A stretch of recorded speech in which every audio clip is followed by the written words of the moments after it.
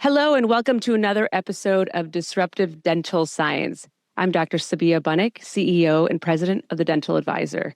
Today, we're tackling a crucial topic: what influences your material selection? To explore this, I'm thrilled to have with me two of our exceptional dental advisor clinical ambassadors, Dr. Ashton Prince and Dr. Marc Lai. They've been handpicked for their expertise and dedication, and they play a crucial role in what we do at the Dental Advisor. And I can't think of any two people better to help us dive into this topic. Today, they'll share their expertise and their perspectives on material selection and the factors that guide their choices in practice. So let's get started, guys. How are you? Doing absolutely beautiful. Thank you, Sabiha. Thanks so much for that introduction. It's great to have you guys. So let's start out by I want each one of you to tell us a little bit about your practice and the type of cases that you're typically handling. Marc, go ahead and start for us. I'm 2013 graduate of the University of Pacific County School of Dentistry, practice in San Francisco. I have a fee-for-service practice, just a general basic restorative practice with a high emphasis on aesthetics. That's really all I have to say about my practice. Ashton, please. Beautiful. So I've been in practice now since 2008. I graduated back in UNLV. It seems like it was a very, very long time ago, but at the same time, I still feel like I'm learning constantly. I've got a practice in southern Utah. It's been basically a family practice. We do still involve a little bit of some insurances with us, but things that we enjoy the very, very most would be cosmetic practices in general, of just trying to see that influence that we have from those that definitely need the help and to see what the actual changes afterwards is what makes us kind of get up in the morning. So we love it. Thank you, guys. So I'm going to start off broad because it is a broad topic, and then we'll kind of find our way into this topic. But what are the primary factors, I'll start with you, Ashton, that you look for when you're selecting materials for your patients? When I'm trying to find out what material to use, then what my primary goal is to find something that I know is going to handle very, very well, that I understand the functionality behind it. I just like to have the confidence behind what I'm using to know that I'm going to get the results that I want. And a lot of the times I get representatives that come through the office all the time from different companies saying, this is the greatest thing that you're ever going to have. This is the only thing you're ever going to need again. I think all of us know that that's not exactly true, that there are constantly advancements that are going on in dentistry across the dental field. So when I'm looking for something, I'm looking for predictability, which takes the stress factors out for me, and that I know that I can give my patients exactly what it is that they're looking for. Good answer. I try. Like textbook. Like if you're not following the way Dr. Prince is practicing, then what are you doing? That's a good question. Marc, what about you? What do you use? What influences you? What influences me? Well, that's a great question. I really have to agree with you on a lot of things that you said, predictability, how it handles and all that. But I just think, just personally, just being a person with an inquisitive spirit, a curious mind, I'm always trying to find that secret sauce, right? The material that's going to handle it the way that you want. And it's going to give you those really good results. It's going to maximize your efficiency, your productivity, and ultimately the efficacy of the product. Is it going to give you the results, and is it going to meet the demands of the patient? So that's really where it goes for me. I want to kind of spend just a quick question here. Do you understand exactly how all of your materials work? Does it concern you to know exactly how all of your materials work? Absolutely. I think it's really important. I think the more informed you are, and that's why, like our publication, Dental Advisor, I mean, we're here to advocate, we're here to advise, we're here to evaluate products to really help consumers, dentists really make those educated decisions, because I think the more informed you are about a product and understanding science and understanding how a product works is really going to help you make that decision and hopefully make those results the best they can be. Very nice. So prior to dental, I'll ask both of you, because I've been with Dental Advisor since I started my career 18 years ago. I know you don't believe it, but what were you how was your life a little different clinically? Like what were you using? Because right now, sometimes it's hard for me because I have the Dental Advisor, right? So I get to look at all the products that are on the market. We get to test them. But so you might remember a little bit better about what your resources were prior to having something like the Dental Advisor. For me personally, it was just going off of what my mentors used. I'd go at all these different classes. I'd go to different conferences. I'd find somebody that would be presenting these most beautiful cases, and I'd go up to them afterwards. And I think we've all done this, of just asking, what do you use and why do you use it? And then whatever it is that they said, that was basically my go-to of saying, okay, well, if they used it and it looks that good, that must be the stuff that I need to be using as well. So I'd start to implement those into my practice. Well, then I'd see a different conference and they'd be using something different. Well, now it's like going to Baskin Robbins and trying to find the right ice cream to have for the day. You don't really know which one is going to be the best for those different situations. So then I just had to start using them and see which ones handled the best for me. So prior to Dental Advisor, I was just going off of opinions of other people. After I started using the Dental Advisor lines of what the evaluations were, how they compared to other things, that really started to make me look at them for myself and say, this is what I like out of the handling. This evaluation showed that it was much, much better for aesthetics, that it was not quite as tacky. Those are things that started to allow for me to find out what materials worked best for me instead of trusting somebody else to be the one to tell me. Excellent. Yeah, I have to agree with you, Ashton. I mean, we were on a call last night and someone brought up a point about how a lot of us are still using some of the products that we were introduced to in dental school. And that could be 15 plus years ago, but there's certain things where you find that work really well in your hands and you continue to run with it. And then again, to your point about mentorship, I mean, there's so many wonderful and incredible clinicians out there. And if you had the pleasure of hearing some of those people speak, you ask them, what are you using? How are you using it? And so that can also influence your material selection. So I think there's a multitude of factors of why we choose what we choose. Now, for me, I've been with a dental advisor for 3+ years, and I mean, it's been an incredible opportunity. I mentioned earlier about having just a very curious mind of always trying to try new products. So just having the ability to work with dental advisor to evaluate certain products, it's really just it's like a dream come true, having that chance to work with so many different great companies and trying all these great products that are on the market.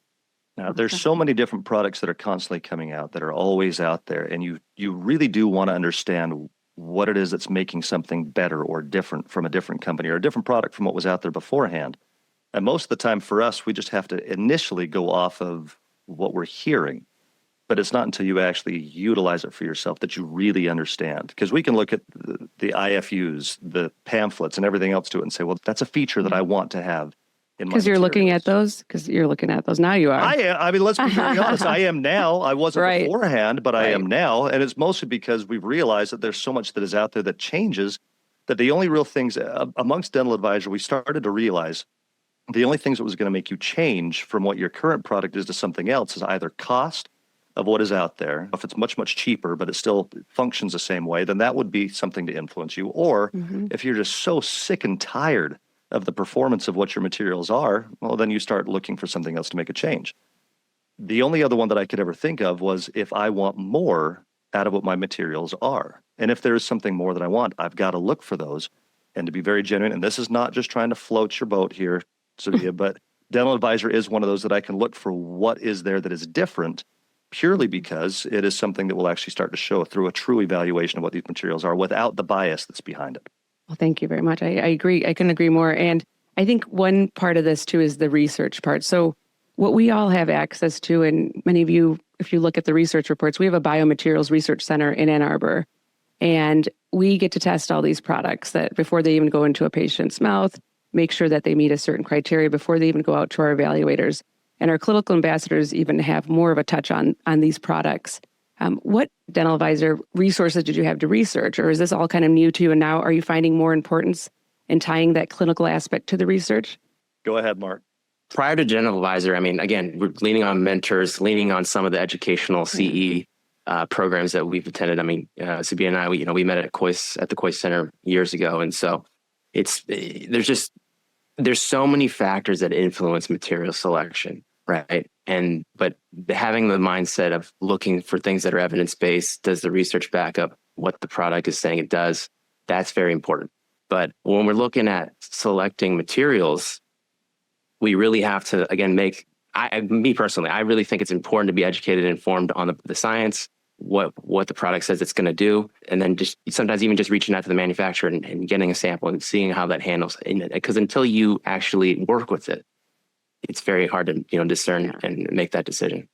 And then the elephant in the room also, because we've got a lot of speakers out there and we've all been in these shows and dental meetings, and some of them don't disclose it either, but many people get paid to lecture on behalf of whatever companies, which is great. They should, but as a recipient of it, you always kind of question, is this because they're getting paid, or is this really truly what they believe in? Well, there has to be. I guess we refer to it as money talks.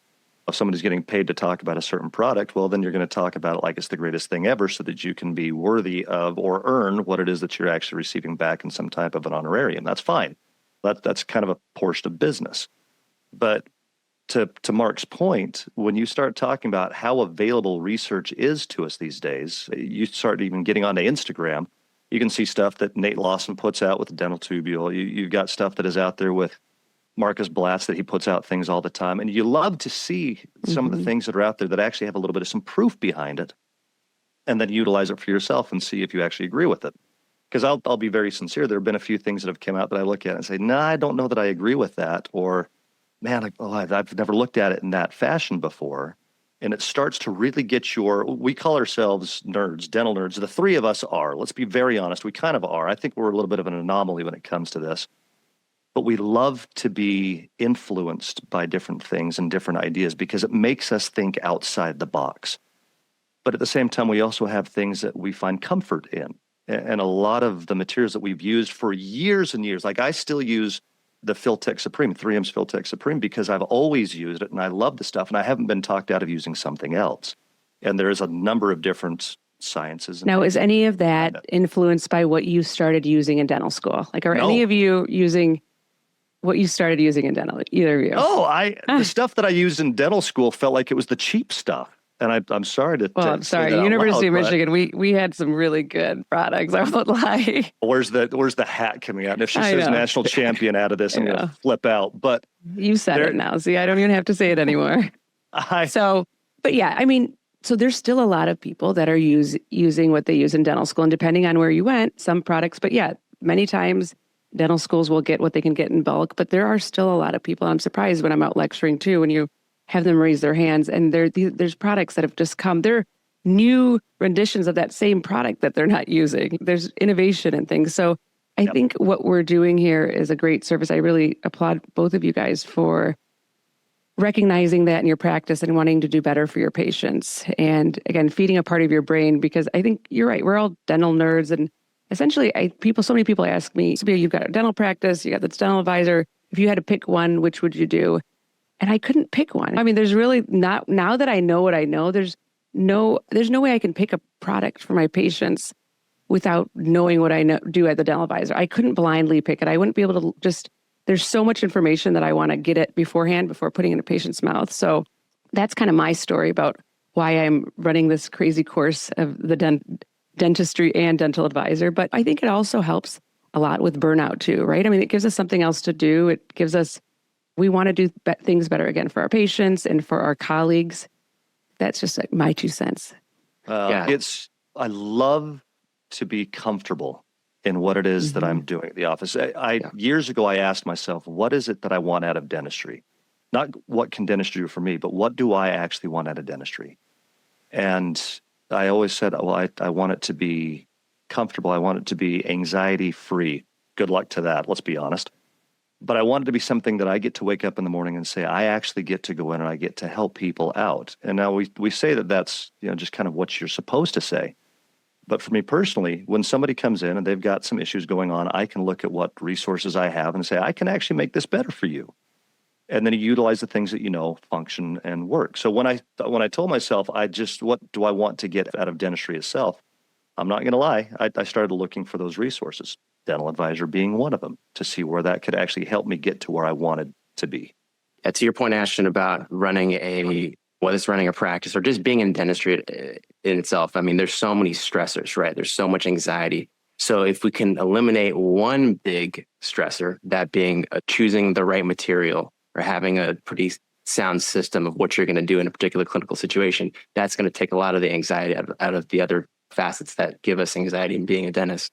And Sabiha, you mentioned about always doing better for our patients. One of the things that we would always learn up at the Coy Center, John would always have that quote by Maya Angelou, do the best you can, and when you know better, do better. And I know he's changed up the quote a little bit now because it seems like nowadays John Coy is bigger than Maya Angelou, but it's one of those quotes and it hits home for me. She went to high school in San Francisco. My wife went to the same high school she went to. And so that quote has always hit home for me, is always trying to find the best solutions and doing right by our patients and finding the best products to really help treat them and do what we can to help them with whatever situation they're dealing with. But I think the most important thing too is Ashton mentioned earlier about the multitude and the availability of so much information. So again, as clinicians, as nerds, I really take it upon myself, and I know the three of us do also, to really be informed about what's out there, what's the best product, how do we make those selections, and are we making those selections with the best interests of our patients in mind? What would you find? Thank you, Marc. What would you find? I feel like I'm a talk show host right now. What would you find are what are the trickier procedures that I've got one in mind where if it went wrong, that would be a fail to the patient. They would lose trust in you. And what are one of your go-to products to solve some maybe issues you've had? And it's okay. We've all had, and this could be back when you first started, anything. Tell us a little bit about maybe some clinical failures and something about a go-to product now that you found, maybe that you're using present day, and that could change. There's many wonderful products out there. I don't really want to talk about clinical failures, but I want to talk about the idea of just technique. Because I think for us being a dental advisor, we work with so many great companies. We evaluate so many great products, right? And at the end of the day, most of the products out there are all great. They're very comparable. But again, it goes back to the idea as a clinician, what are you used to? Is this something, again, that you've been using since dental school? It works in your hands. You know how it's going to handle all those different things. So again, to go back to the whole thing is that there's so many great products, but how we leverage the knowledge we have and our techniques is what's really, I think, going to dictate the clinical outcomes of how that product performs. Ashton, give me a failure. Come on. Here's my problem with it. Okay. When you start saying what technically is a failure, I've got my own version of what failures are, because it might be the appearance of it. It might be the way that, how long it lasts. If it's only in there for a year, for me personally, if it was some type of composite, well, then that's my issue. Let's go with shade. Let's go with shade matching then. That's a great shade matching is one big one with it. Yeah. Well, we've got some new products out in the market that, they've simplified the shades. And so tell me a little bit about, have any of those helped you? So we've gone from having a whole gamut of Vita shades to now having systems where you can utilize one shade or 3 shades or 5 shades. Is that something that may have helped in, not a failure, but you're correct. Sometimes we have failures, but sometimes there's just issues where we're just a little bit more critical when you're looking at this composite. Oh, we are so critical when it comes to this. There are things that I see that I almost don't even want to mention, because the patients look at it and say, oh, that looks great. Like, no, it really doesn't. But if you say that it does, then okay, I'll give it to you, and just don't tell any of your friends that it was me that did this. But if you're looking at that Vita Classic Shade Guide and you're expecting for things to be perfect, but I'm right between an A2, maybe it's a C2, maybe I'm looking at it differently. If I looked at shades for too long and now my eyes are off, and bring in my assistant and she's looking at things a little differently. She's like, well, I see it like this. You've got to be kidding me. So to have all those shades across there, there's got to be a better way. So when they started coming out with the mono shades, when they started coming out with the simplified shading systems, then it really did help to blend the material. Now, do I completely trust them? At times, I'd rather layer things, and sometimes I am using that Vita Classic of all of the shade guides. But I love having the ability to change in my normal situations of things, saying I'm right between a couple. But this simplified shade there's a number of them that are out there these days, Simply Shade being one of them, that I've utilized a few times over the past little bit, and I've actually been really happy with the way that it handles and the way that it looks and the after effects and how it cures and the longevity of it as well. Now, granted, when you start to try and play around with how long is this going to last, hopefully forever, till the day you die, I hope this looks fantastic. That's not going to be the case, but what we really need to find out is if it's a failure to you, is it a failure to me, and vice versa? But to have these different materials that are out there that we can utilize to make our minds be a little bit more at peace with being between a couple of things, I love it. Yeah. I've got more. Do you want more? I can give you more. So no, that's good. I fail all the time, so thank you for bringing up failures. Looks like I hit a touchy spot there. Failures, that's a big thing. And that's again, a different podcast. But how do we define failures? I mean, you could have the most gorgeous restoration that everything works, but the patient's sensitive. So again, it's like, okay, you just put in this incredible restoration, but the patient can't bite down on it, or it's cold sensitive or something like that. So that, again, is that a failure? From how are we justifying, or how are we evaluating what a failure is? To me, it would be, to be honest. So things like that. I mean, even to Mark's point there, if it's something that is going to be an anti-sensitivity product or desensitizer or something along those lines, when we start to realize for ourselves what our limitations are, what our failures are, then you start looking for products that are actually going to help benefit that. So you've and just also kind of understanding that there's so many different things that go into something like sensitivity too, right? I mean, it could be your curing light, it could be your technique, it could be there's so many different things, and just understanding how the products kind of all go together. Well, I can tell you maybe early on, cementation. I mean, I look at like maybe a failure as a patient coming in with a crown in their hand and just not understanding the chemistry of maybe what I should use when depending on zirconia crowns. We'll go with zirconia crowns. That seems to be the biggest topic that at least we've all probably, when we've been lecturing or writing, I mean, that's a question we'll all get is everyone before we realized that we needed to clean the intaglio surface of these zirconia crowns. I mean, people had them popping off or just understanding that you need a little retention. So to me, that is like one of the biggest moments where I was like, that is the one thing that I just don't want to have is a new crown within first couple of years with a patient walking in with it. And so I spent a lot of time on my cementation protocol. And so for me, that's a personal failure. And so you're right. Everyone has their own idea of what a failure is, but I'll remember Kay walking in with a crown in her hand. I'm like, that was me. I could have done better. And so I did. I learned a lot of different ways to look at how much tooth structure I have left, what kind of material I'm using, and then following certain guidelines. And there's so many good materials, like you said, and there's so many good primers, and there's so many, when you understand the chemistry and the properties of these ceramics or composites, you can make better informed decisions on what to use.